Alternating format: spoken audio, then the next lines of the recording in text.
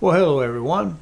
Today's video is a dive into my 60-inch LG TV that isn't that old, that quit working, and it may help you fix yours. There are a lot of similar videos on it, but this is going to be a little bit different.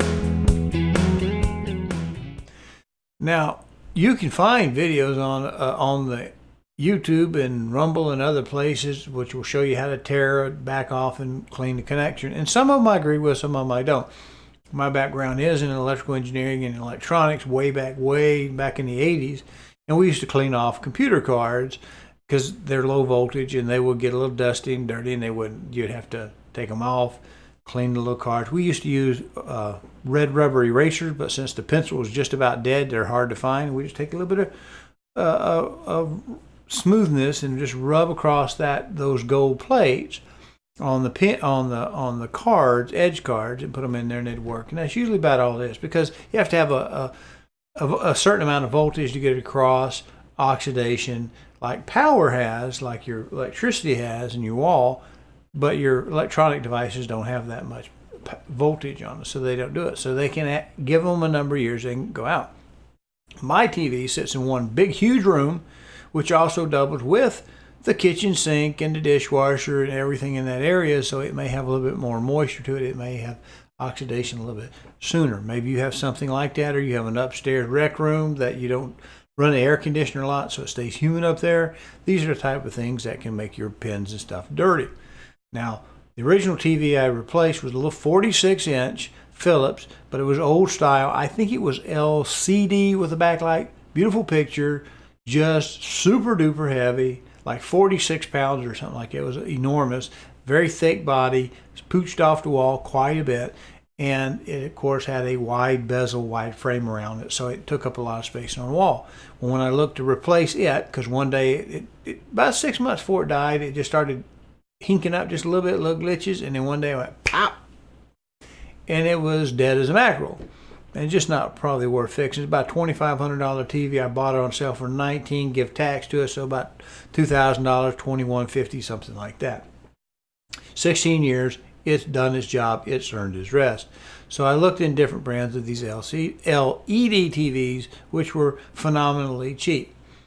So I looked at the same size picture class as I had, and now that they're kind of more edge to edge, very thin bezel, the 46-inch actually kind of looked a little small when I put my tape measure against the wall. So I was planning on getting the 50-inch class, because it's about physically just about the same size as my old 46-inch was. But when I went to the store to look at them with my own little peepers, the smaller one looked beautiful. That 500 plus TV that I went to get, the 50-inch class, it looked good, but it was dim. It was not very bright. And I compare that to the 60-inch class. 60-inch looked real good, and the little one looked real good, but the one I went to buy didn't look so great.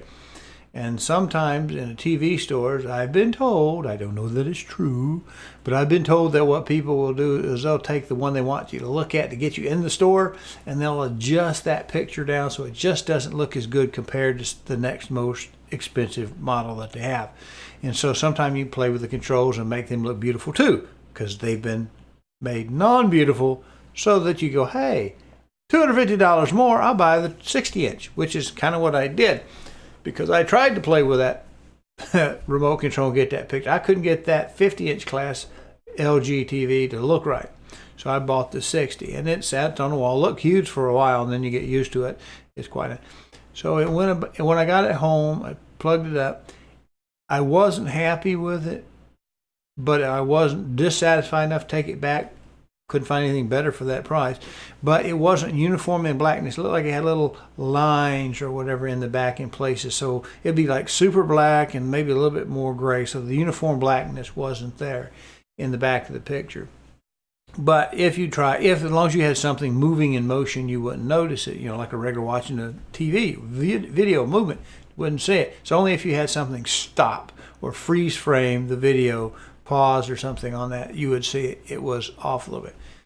Inside of a year, I started to get like a little blue haze in one of the corners, and it wasn't too bad. And as long as it was moving, kind of like the darkness, the different shades to gray and black, you didn't notice that until it started to get bad. And then I called LG, And they said, no, we're not going to fix it because it's out of warranty, too far out of warranty. Even though you're a great customer, we're not going to fix it. So I got irritated. Now we've had the year of Rona. It's seen a lot more hours. Those LEDs and the backlight have turned blue. And even as irritating as that is, I fiddle with the tint to get a little more red. I'm cheap, I'm sorry. Then it started where it wouldn't even stream. It started, everything was going out. It wouldn't respond. So at that point I got junk. And so I decided to take it apart and clean the connections.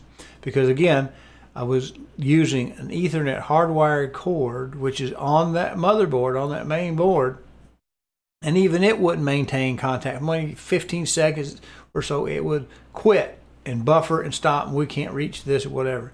So I took it apart, cleaned the contacts. And that's what we're getting ready to see. This. I'll show you the back of the TV and let you look at them. There's not much to them. There's not much you can do to ruin it when it gets to the point it doesn't work. So you might want to try it. Unplug it, take it off the wall, unplug it, work on it. Now in the connectors, there are several videos I went and looked online to see connections, see how they clean there, see what they did, see how often this was a problem. Found out it was a significant problem for LG and Samsung and several other name brands, I guess, that they make for those non-name brand, those store brands. One of the guys was using like liquid air or compressed air, and that's okay. We used to have a cleaner like that for computers, but it had non-residue. So if you want to use a spray cleaner, make sure yours doesn't leave that white, dusty looking film, because you're trying to clean them, not leave something on there. Not just blow huge chunks of dust bunnies off your keyboard. So I don't use that. What I use on the box type connector, of course, you have to find your little clip. Yours can be, it could be on the PC board, it could be on the cable itself. But when you put them together, there's going to be a strain relief on there. Figure yours out, pull it out. But just pull it off, seat it back on. Pull it off, seat it back on. Do that about 3 to 5 times. And that mechanical nature of just pushing onto those pins will kind of scrape any of that oxidation that you probably will have on those connectors. And you'll probably see those more on the power connectors, or audio connectors, rather than something like the low voltage signal connectors, the ribbon connection. The ribbon connections work pretty good. It's hard to clean the actual socket part, female part of it, but you can get that off. There'll be some kind of a clamp to keep them down. Pull that off, clean those off. I use 91% alcohol with a cotton swab with the cotton wool on the end of a stick, and just kind of brushed along the lines of the ribbon. Let it fully evaporate and dry off. Put her back together, see if it works. It didn't work before, you haven't really heard it much. When I put mine back together, it wouldn't. I'd have audio, but it wouldn't work. No video, so I had to take it back apart, check one of my connections, check them all, make sure they're all in there good. Got them perfect the second time around, put her back together, and we have picture. And it looks like this. So if you'll hang around when I get me some parts from China to get here, we're going to take a chance on breaking this TV permanently by changing the backlights. Now, I looked on, I don't know if you know about Shop Jimmy, it's a little TV parts place. Shop Jimmy can give you replacement LEDs for this $750 TV, which is about a third of what that old one cost, about $150. No, OEM parts are about $150. Their parts were about a half of that, about $80, and then I bought some LEDs off of eBay for $37. I figure I'll give it a try for $37. What the heck? Because I'm pretty irritated with the blue screen at this point in time. So here's a little short cell phone video of what the back of the TV looks like. And just remember, on some of those connections, I prefer just to plug them on and off about 5 times to scrape them. Do the same thing. The ribbon connections are easy enough to kind of wipe them off with some 91% alcohol. Let it evaporate. Put them in there. Check your connections. Don't be shy, but be careful. Okay, I've taken the back off this TV, which is an LG, whatever this is, 6560U. I don't know what it is. I look on the front. I'll post it if it ever works again. So what I had in mind was just I'll pull it apart, clean the connection, see if that helps. It's been getting completely worse as time goes on. Now it will not run through the internet. The internet keeps blocking and chopping and falling apart and locking out and no contact. It can't find the Wi-Fi. So all I was stuck with was Ethernet. And Ethernet didn't work for a long time. We got the Ethernet working and the Wi-Fi quit. So I'm just about had it with LG. Now I like LG. Most of my appliances are LG. I've had a lot of LG phones. I've had a lot of enjoyment out of the company, but apparently they just don't care anymore. So what we do is, by the way, these are speakers and they just come up. They have little rubber feet here that you pry open and it'll come off and you'll have a little tab, stick it up under. You'll know it's a speaker because it looks like a speaker. Now we do have these two jumpers. These are ribbon connectors. They're hard to get to. You'll have to take that small Torx head out and then open the friction holder or the clamp, whatever you want to call it, on this ribbon connector, and you can clean those. I clean them with alcohol.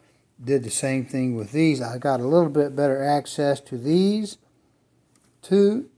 I didn't mess with the on and off connection because I can turn on and off by remote control, and that's just a manual button. Also, I have another set down here, so I'm assuming the panel has 3 of these panels underneath the main one, underneath this big assembly. So this, I'm guessing, is the power supply, since that is where the power comes in.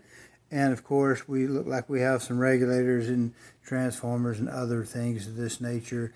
Looks like some chokes, some Torrid chokes type thing there, come across, and it feeds over here to the actual processor board. It has everything, I guess, in it to drive it with. You'll recognize the video and the antenna and all of that. So I just cleaned them off.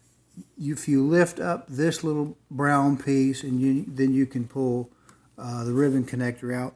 Clean those off as best I could. This type of mechanical connector, I just pulled them off, each one of them, wiggled them a little bit and reseated them, because quite honestly, nothing in, if I remember my engineering school and then the technical school before that, below 24 volts, you don't have enough voltage to arc across oxidation. So just give it enough time and you'll get a little oxidation build up on some of the contacts. So I just clean off what I can on the ribbon connector.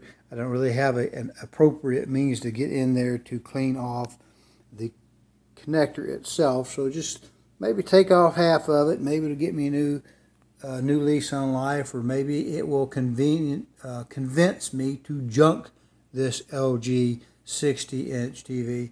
There I have my little high-tech devices that carry my solvent, my 91% or whatever this is here, 91% isopropyl alcohol. Just use it as a solvent to clean off any dust or slight oxidation. Now we'll put it back together, and maybe it works. And if it works, you'll see this on YouTube. If you don't, you'll see the TV in a dumpster. Of course, after I have to pay my disposal fees.